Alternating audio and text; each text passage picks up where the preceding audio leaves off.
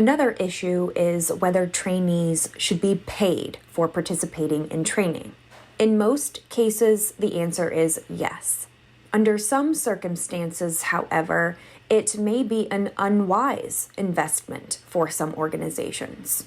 The Fair Labor Standards Act provides some guidance.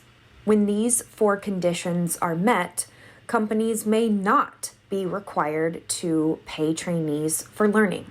When they voluntarily sign up for the training, when it takes place outside their regularly scheduled work hours, when it isn't directly related to their current job, and when the training does not involve them doing productive work for the employer. An employee who decides to go back to school online here at Maryville University, for example, is not legally entitled to tuition reimbursement from their employer.